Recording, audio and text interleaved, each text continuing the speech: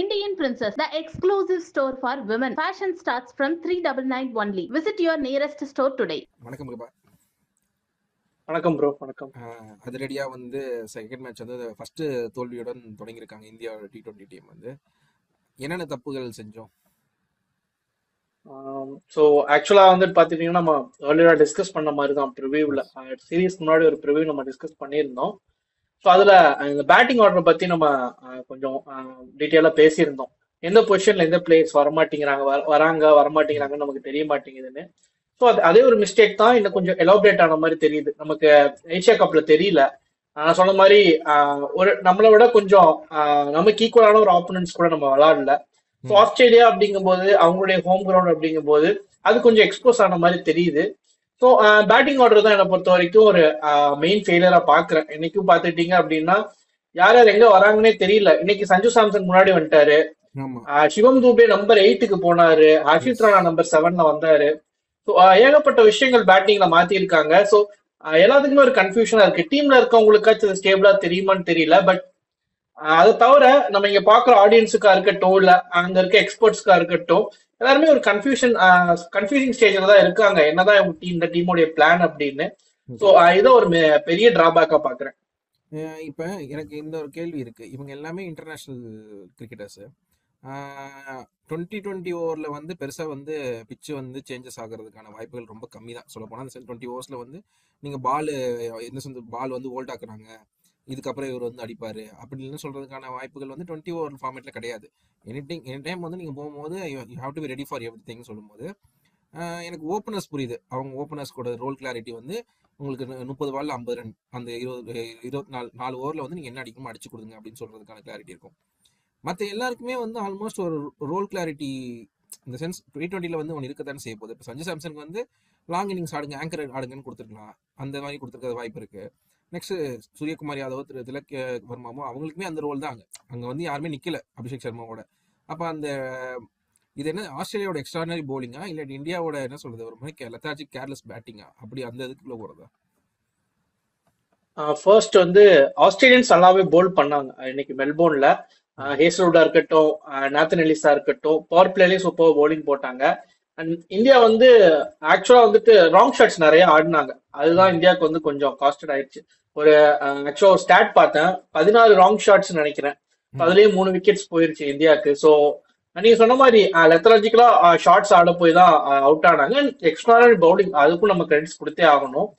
அதுல நம்ம அந்த டிராப்ல நம்ம ஃபாலோ ஆயிட்டோம் அப்படின்னு தான் சொல்லணும். ஏன்னா இந்தியா பொறுத்த வரைக்கும் இன்னும் கொஞ்சம் நின்று இருந்தாங்க அப்படின்னா மிடில் ஓவர்ஸ்ல ரன் அப்படியே தேத்திட்டு போயிருக்கலாம். என்னன்னா இப்போ ஒரு T20ல ஒரு விஷயம் இருக்கு. பவர் பிளேவை வின் பண்ணிட்டோம் அப்படின்னா மேட்சை வின் பண்ணலாம் அப்படிங்கிறது இப்போ இருக்க மாடர்ன் T20ல வந்து அது ஒரு ஃபேக்டராகவே இருக்கு. லாஸ்ட் கேம் பார்த்துட்டீங்கன்னா இந்த ரெயின் அஃபெக்டட் கேம்ஸ்ல மேக்ஸிமம் பவர் பிளேவை கேப்டலைஸ் பண்ணிட்டாங்க. இந்த வருஷம் இந்த மேட்ச்லயும் அதை கேப்டலைஸ் பண்ணணும் அப்படிங்கிற ஒரு இதுல ஆடினால விக்கெட்ஸ் போயிருச்சு. அதுக்கப்புறம் நம்மளால ரன்ஸ் எடுத்துட்டு வரவே முடியல. அதுக்கப்புறம் பேக் டு பேக் அப்படியே சரிஞ்சிட்டே வந்துருச்சு டீமோடைய பேட்டிங் லைனப். ஸோ அந்த ஒரு பவர் பிளேவை கேப்டலைஸ் பண்ணும் அப்படிங்கிற ஒரு ஃபேக்டருக்காக ஆடுறாங்க. பட் இந்த கான்டெக்ட்ல இந்த கேம்ல நம்ம பவர் பிளேல 80 அப்படிங்கறத விட ஒரு 40 to 50 எடுத்திருந்தோம் வித்தவுட் விக்கெட் லாஸ் அப்படிங்கும் போது டீம் கொஞ்சம் ஸ்ட்ராங்கான பொசிஷன் போயிருக்கலாம். நீங்க சொன்ன மாதிரி ஏர்லியரா சொன்ன மாதிரி ஒரு 160 150 ஒரு 20-30 ரன்ஸ் நம்ம எக்ஸ்ட்ராவா போட்டிருந்தோம் அப்படின்னா இந்த மேட்ச் நம்ம ஈஸியாவே வின் பண்ணிருக்கலாம். நம்மளும் விக்கெட்ஸ் எடுத்தோம். ஒரு 4 விக்கெட்ஸ்ல தான் ஆஸ்திரேலியா வின் பண்ணாங்க. பும்ரா வந்து ஒரு 2 விக்கெட்ஸ், அந்த ஒரு கேம் சேஞ்சிங் மேபி அந்த 20-30 ரன்ஸ் இருந்துச்சுன்னா அந்த ஓவர் ஒரு கேம் சேஞ்சிங் ஓவரா இருந்திருக்கும். ஸோ இந்த கான்டெக்ட்க்கு நம்ம ஆடணும்.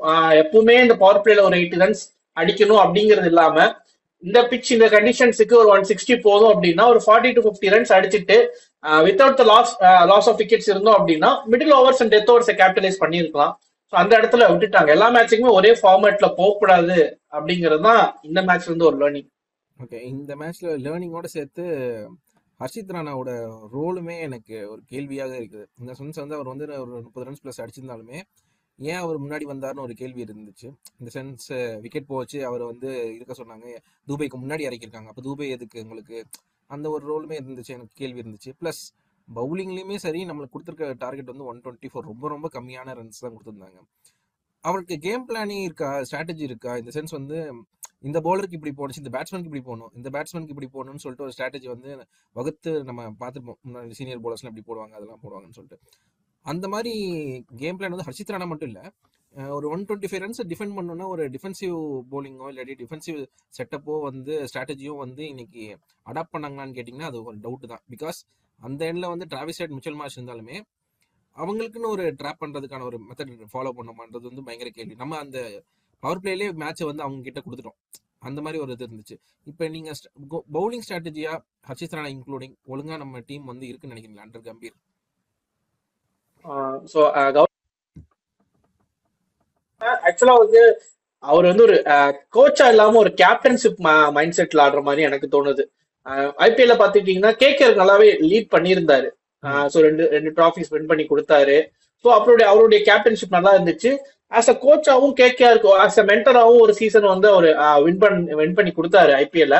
ஸோ அதுக்கப்புறம் தான் இந்தியன் டீமுக்கு வந்ததுக்கப்புறம் நிறைய கிரிட்டிசிசம் அவர் மேல வைக்க வேண்டியதா இருக்கு. இந்த மாதிரியான சில விஷயங்கள் ஆக்சுவலா பாத்துட்டீங்கன்னா கேகேஆருக்கு மென்டரா இருக்கும் போதும் எல்லா பிளேயர்ஸ்டையுமே அந்த ஃப்ளோட்டரா தான் இறக்குவாரு.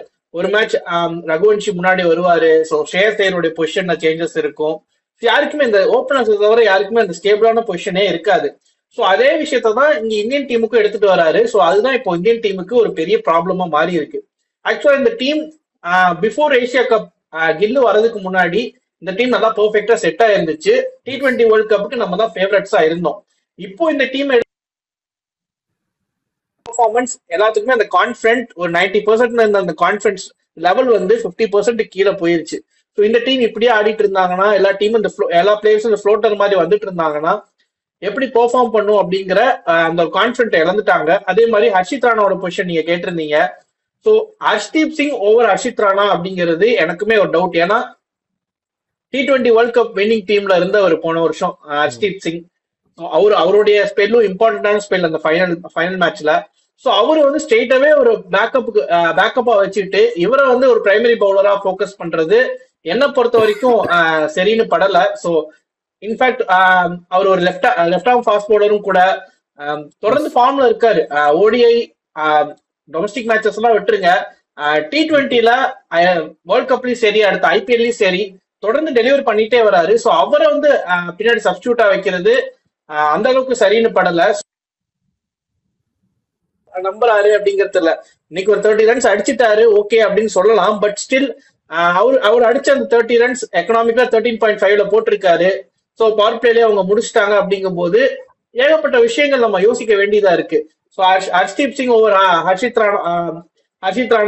ராணா ஓவர் ஹர்ஷ்தீப் சிங் அப்படிங்கிறது ஸோ எனக்கு வந்து உடன்பாடு இல்லை. ஸோ இதை வந்து கூடிய சீக்கிரம் ஃபைன் பண்ணி சேஞ்ச் பண்ணிட்டாங்க அப்படின்னா தான் நமக்கு பிஃபோர் இந்த வேர்ல்ட் கப் போறதுக்கு முன்னாடி பெர்ஃபெக்டா இருக்கும்.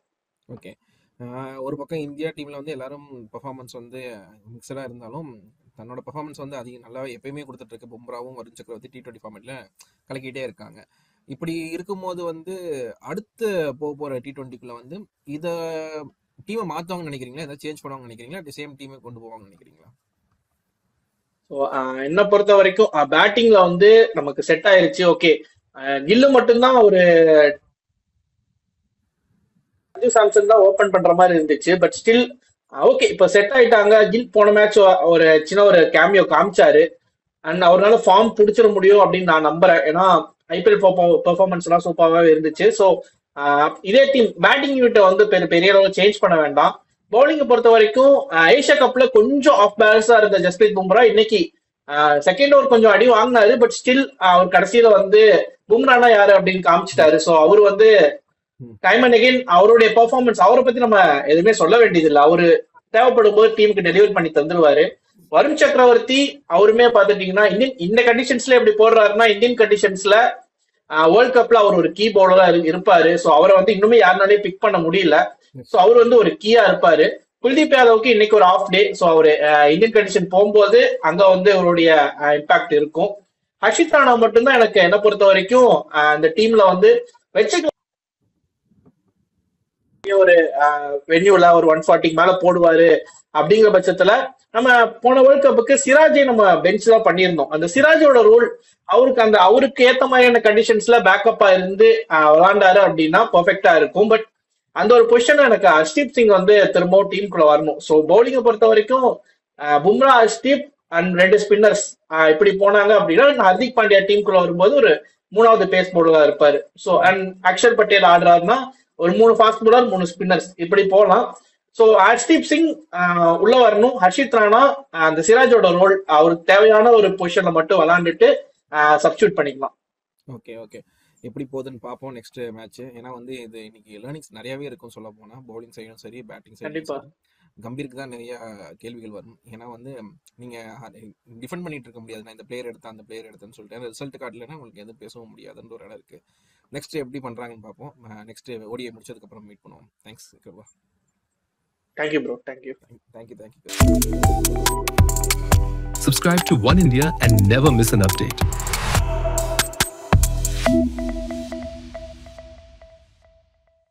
Indian Princess, the exclusive store for women. Fashion starts from 399 only. Visit your nearest store today.